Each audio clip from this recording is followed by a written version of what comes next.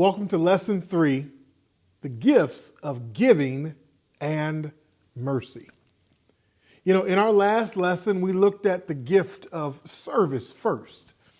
Why do we do that? Because it is often the most overlooked and the most underappreciated. Yet it is so important to the Lord that he enabled Peter to raise Dorcas, a woman who possessed this spiritual gift, from the dead. We also looked at the gift of leadership. I want to continue this week looking at the serving gifts, beginning with the gift of giving. Yes, the gift of giving. You know, the Bible teaches that giving is a spiritual gift.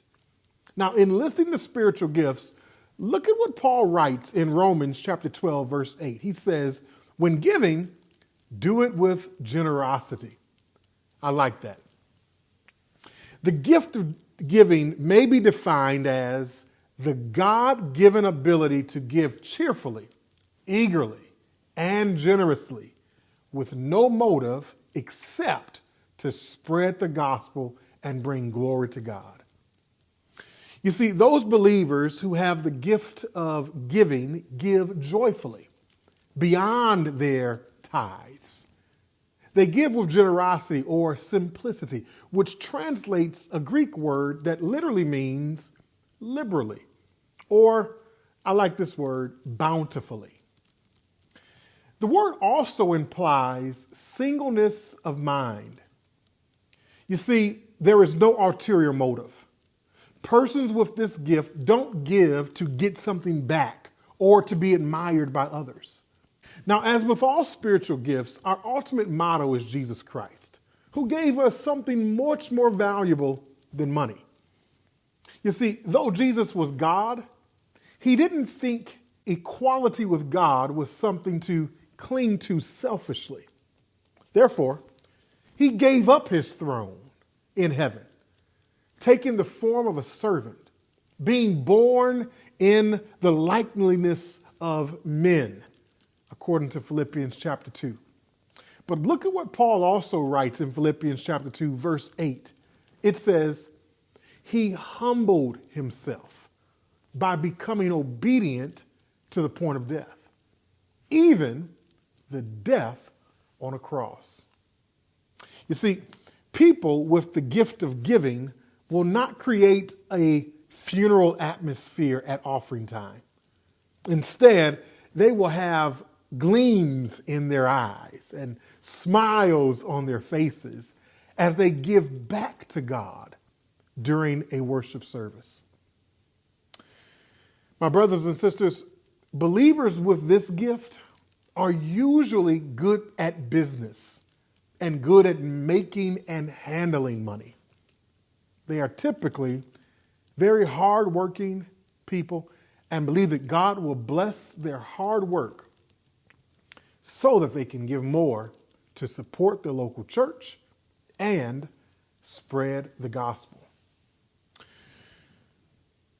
Now, people with this gift are usually not gullible, so they only give to projects directly related to ministry or winning people to Christ.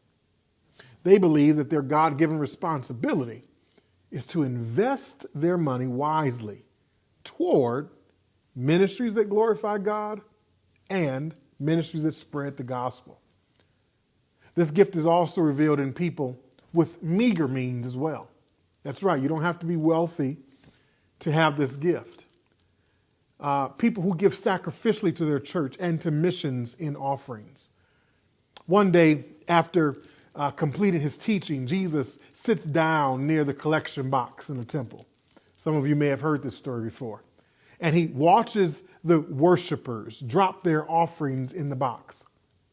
Many wealthy people put in large amounts.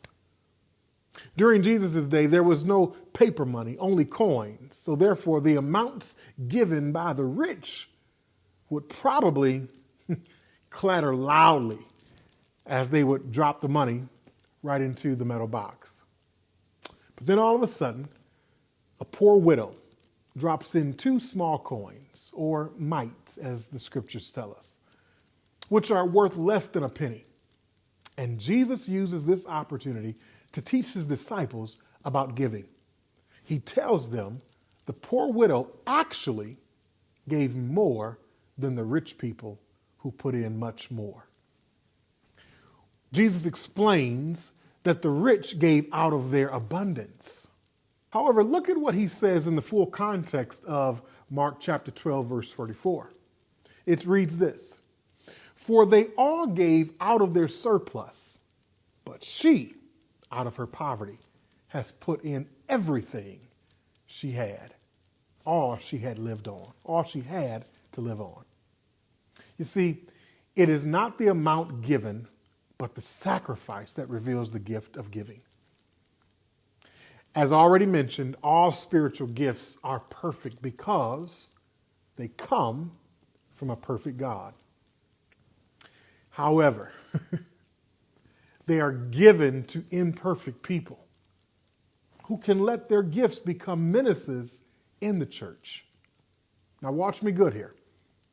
People with the gift of giving can become problems if they yield to the temptation to manipulate how their contributions are used. They may also feel their opinion should carry more weight in the church than those who are unable to give as much. People with this gift, they may oftentimes also use the amount of money given as an excuse to avoid other responsibilities in the church. In Acts chapter 20, verse 35, we find another beatitude of Jesus. People with the gift of giving know from experience the truth when it says it is more blessed to give than to receive. Remember, the gift of giving may be defined as the God-given ability to give cheerfully, eagerly, and generously with no motive except to spread the gospel and bring glory to God.